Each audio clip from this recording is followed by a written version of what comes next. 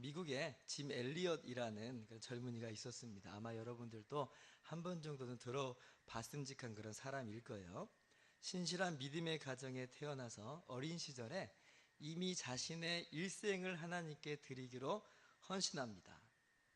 이 짐 엘리엇이 머리도 좋고요, 운동신경도 좋아서 휘튼 대학에 진학을 합니다. 명문대죠. 휘튼 대학에 진학해요. 그래서 대학교 재학 시절 이제 학내 레슬링 대회 챔피언도 합니다.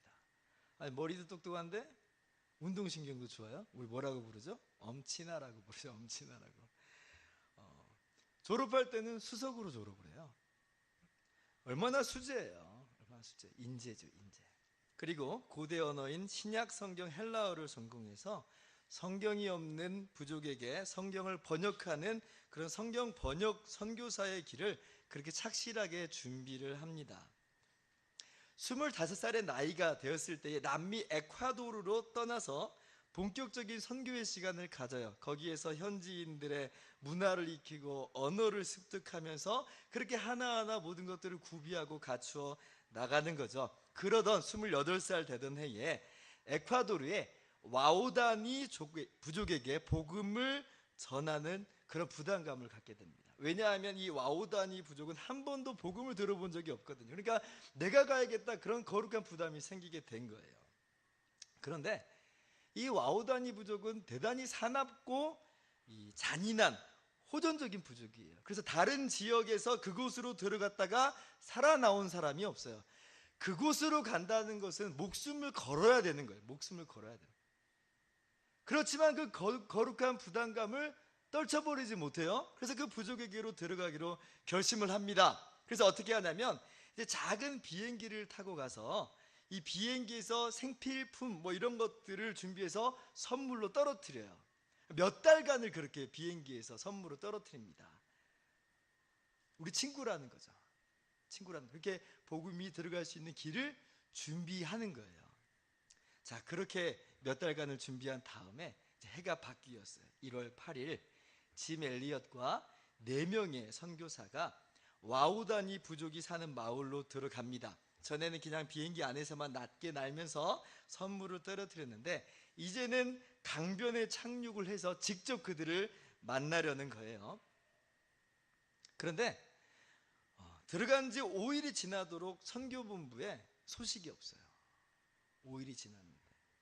그래서 선교본부에서 혹시나 하는 마음으로 수색을 해보니까 강변에 그 선교사 5명의 이 선교사가 모두 다 참혹하게 죽임을 당해 있는 것을 발견하게 됩니다.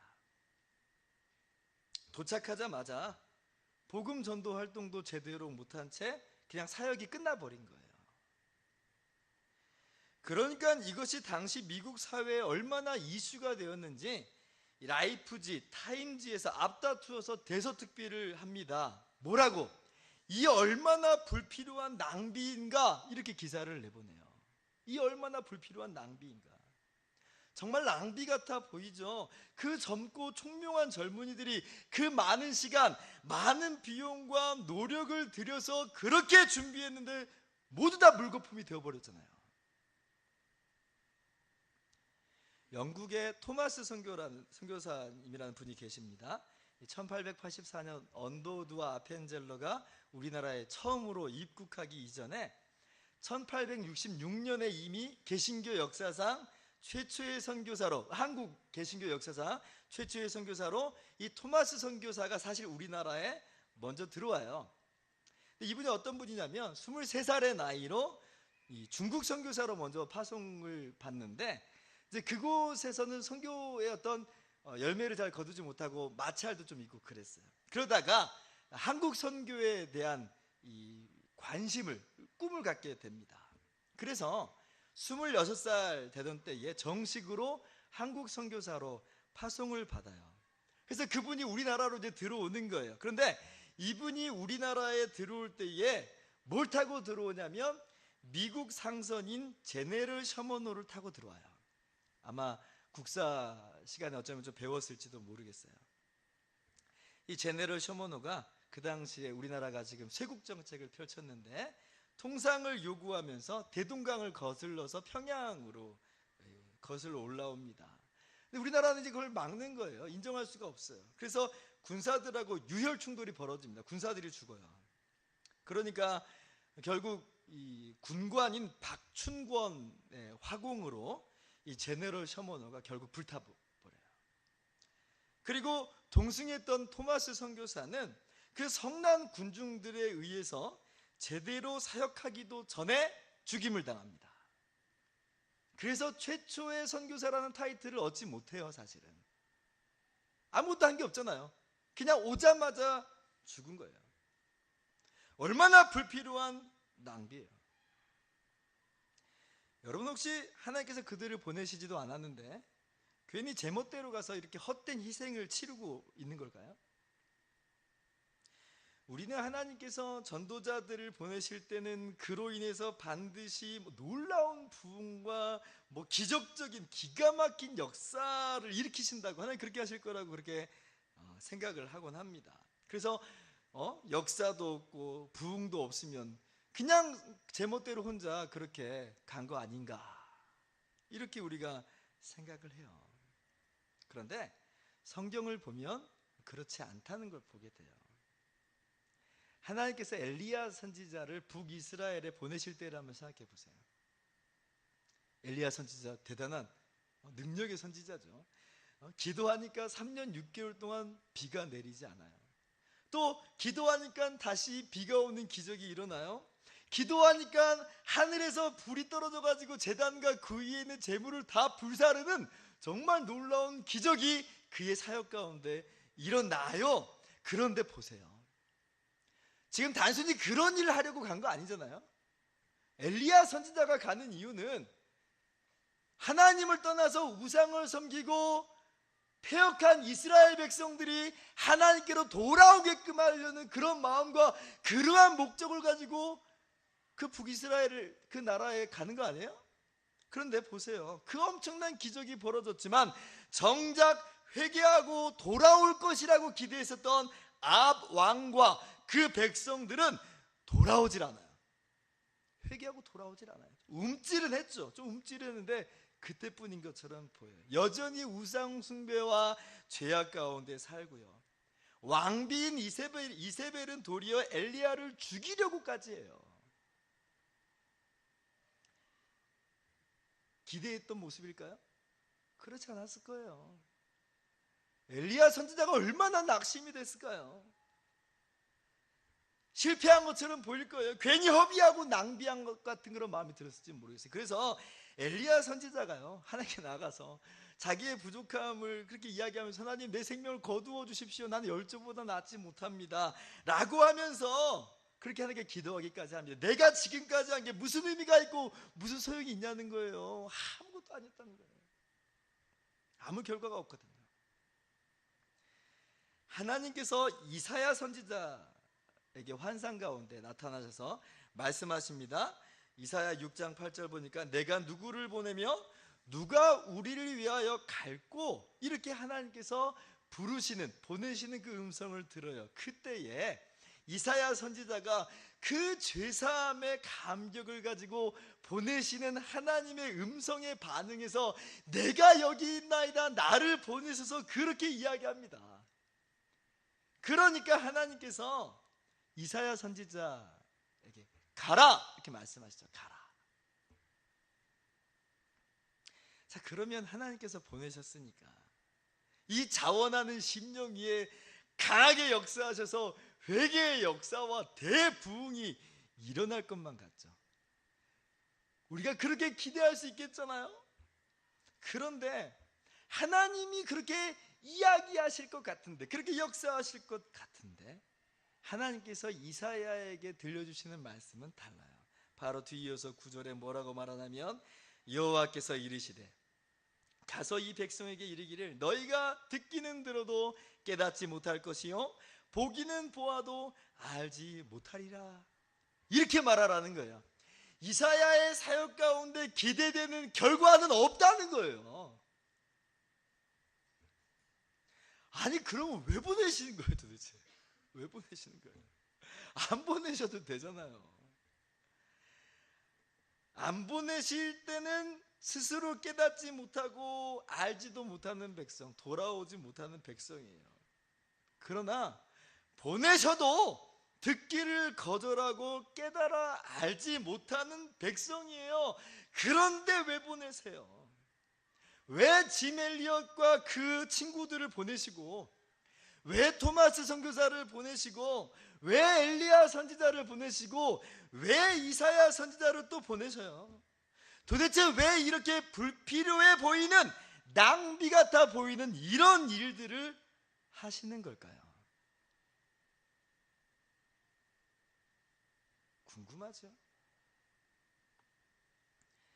왜냐하면 왜 그렇게 보내시냐면, 그게 바로 복음이고 그것이 바로 하나님 마음이기 때문에 그래요. 2000년 전에 예수님께서 우리가 똑같은 사람이 되셨을 때 보시죠. 아기로 마구간에 말구 위에 누이시는 그러한 모습 가운데로 내려오셔요.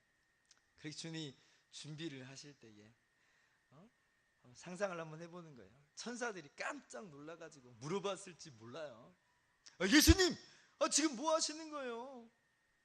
예수님 지금 직접 가신다고 인간들이 과연 환영하고 영접하고 돌아올까요? 예수님이 이렇게 대답하셨을 거예요. 아니, 그렇게 하지 않을 거야. 도리어 반대하고 핍박하고 죽이려고 할 거야. 그리고 마침내 죽게 되겠지. 아니 예수님, 아니 그럼 왜 가십니까? 얼마나 불필요한 낭비입니까? 그지 않아요? 예수님이 오셨을 때에 환호하는 인파 속에서 오신 게 아니잖아요. 오시자마자 죽을 뻔한 한 그 위기 속에서 살아가셨고, 마침내는 핍박 가운데 돌아가셔야 되잖아요. 얼마나 불필요한 낭비예요. 인류 전체가 회개하고 돌아온다고 해도 그래도 사실 예수님이 오시는 것은 낭비예요. 사실 예수님이 창조자신데 얼마나 대단하신 분인데 이 하찮은 세상에 관여하셔야 돼요?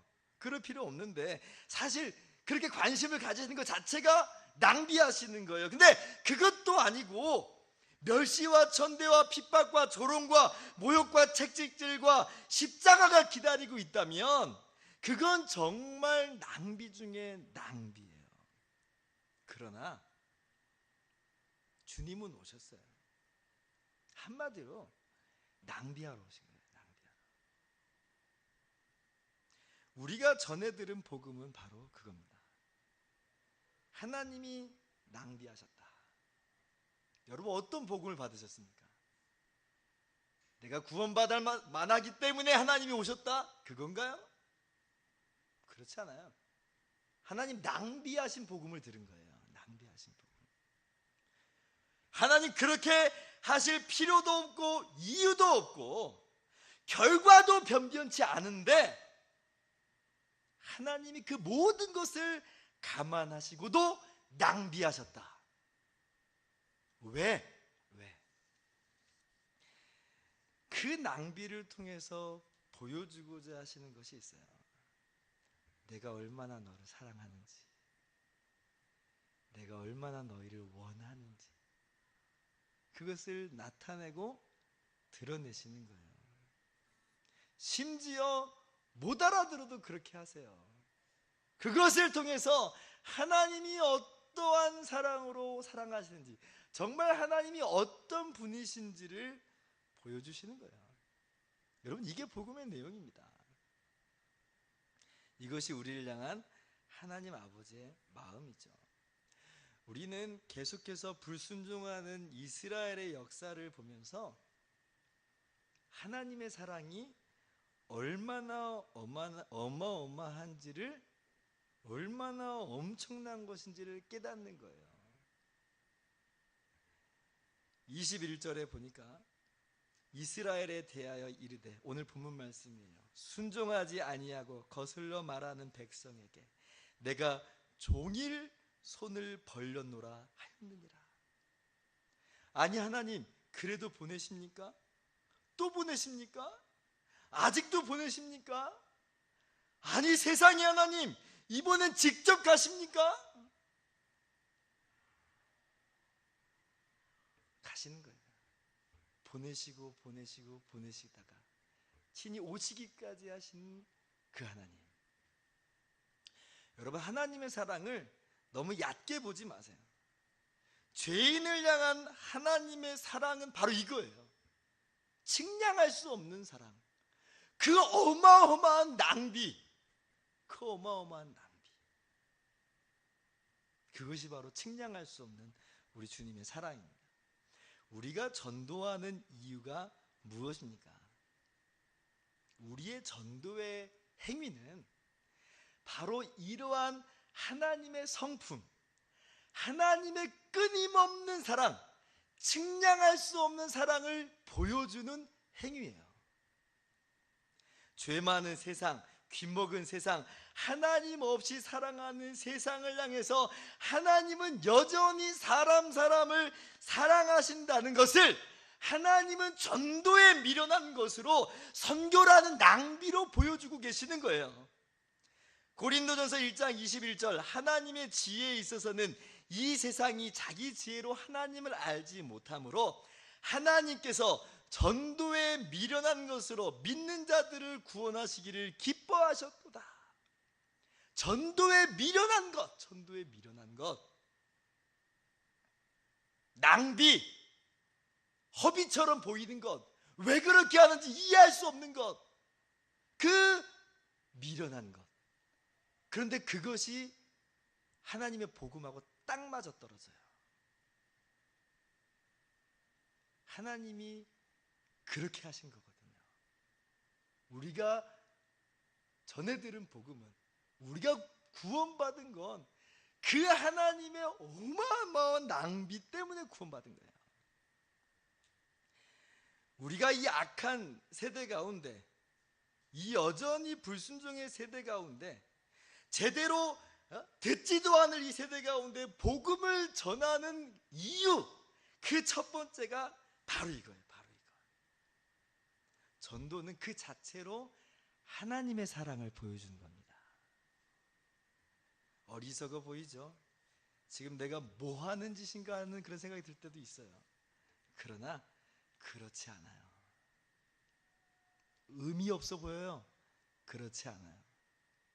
그렇게 전도하는 것으로 우리는 영원하고도 변함없는 하나님의 사랑의 손이 되는 거예요. 사랑의 손.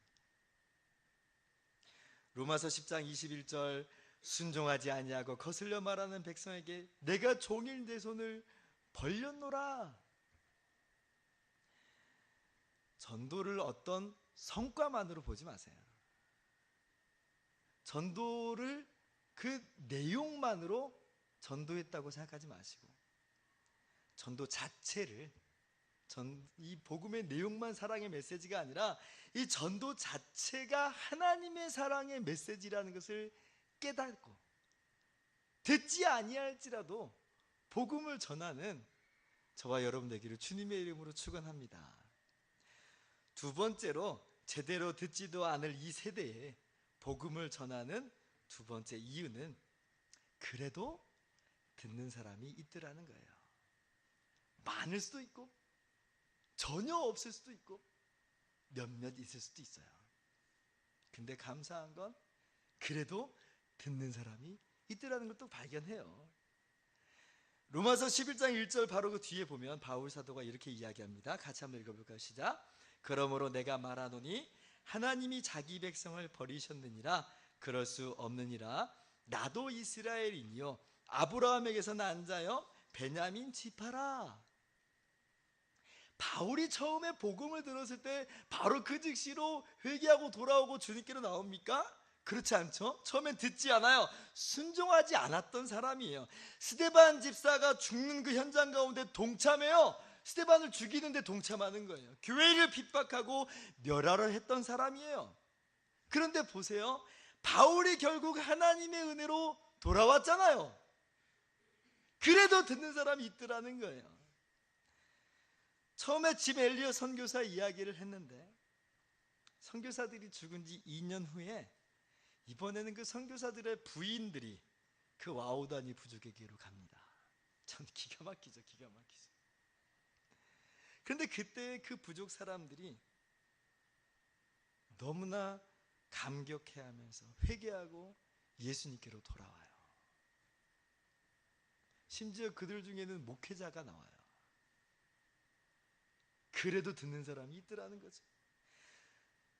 토마스 선교사의 순교 때에 박춘권 군관은 제네럴 셔먼호를 불태웠던, 그 공을 세웠던 사람이에요. 그런데 33년이 지난 후에 박춘권은 77세의 나이로 예수님을 믿고 세례를 받습니다. 토마스 선교사의 전도가 직접적인 영향을 미쳤는지 안 미쳤는지는 모르겠어요.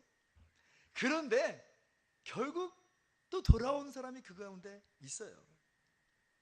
비시디아 안디옥에서 바울이 전도할 때에 많은 유대인들이 반대하고 그 도시에 유력한 사람들이 박해하고 쫓아낼 때에도 성경은 이렇게 이야기합니다.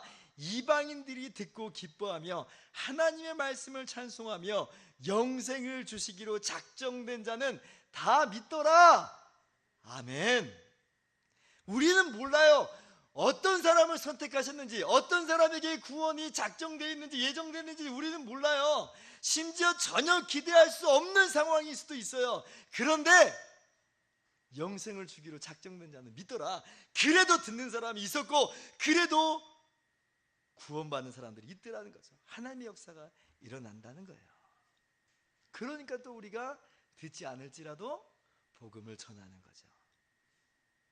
시편 126편 6절을 보면 이렇게 말합니다. 같이 읽어볼까요? 시작. 울며 씨를 뿌리러 나가는 자는 그 곡식단을 가지고 돌아오리로다. 아멘. 일반적으로 농부들은 울며 씨를 뿌리지 않습니다. 소출을 기대하니까 뿌리는 거예요. 그런데 여기서 울며 씨를 뿌린다는 건 왜 그래요? 기대할 게 없다는 거예요. 무참하게 그 모든 희망이 깨어져 버린 상태라는 거예요. 희망이란 도무지 찾아볼 수 없는 그런 상황이에요. 네, 불순종의 세대 가운데서 복음을 전한다는 것은 바로 그런 것과 같을 수 있어요. 옆에 아무도 없는 것처럼 보이고 나 혼자인 것처럼 보이고 전할 때마다 무시당하고 도대체 내가 왜 이걸 하고 있는지 한심하게 여겨질 때에도 기억하세요. 그 중에서 듣는 사람이 있고요. 반드시 기쁨으로 곡식을 거두게 될 줄을 믿습니다. 말씀을 마치도록 하겠습니다. 오늘 말씀 제목을 다시 한번 기억해 봅시다. 듣지 아니할지라도 복음 전하자. 듣지 않은데 왜 복음을 전해요? 다른 사람은 몰라도 우리는 들었잖아요. 우리는 그래서 믿고 주 예수를 부르잖아요. 다른 사람들은 몰라도 믿는 우리들에게는 이 하나님의 엄청난 낭비, 그 어마어마한 사랑을 알잖아요. 예, 다른 사람은 몰라도 우리는 알아요. 그러니까 정말 감사하고 감격해하면서 복음을 전할 수가 있어요.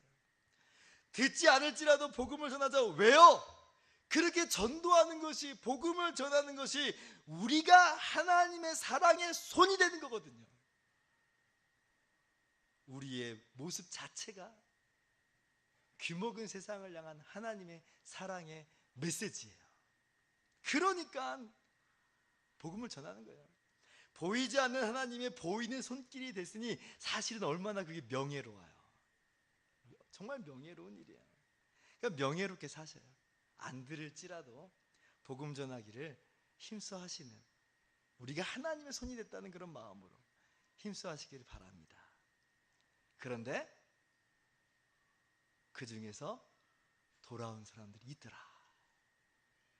기대할 수 없는 상황 속에서도 주님께 돌아온 사람들이 있더라 는 것을 또 기억하면서 듣지 아니할지라도 이 마지막 세대에 복음을 전하기를 힘쓰는 저와 여러분 모두가 되기를 주님의 이름으로 축원합니다.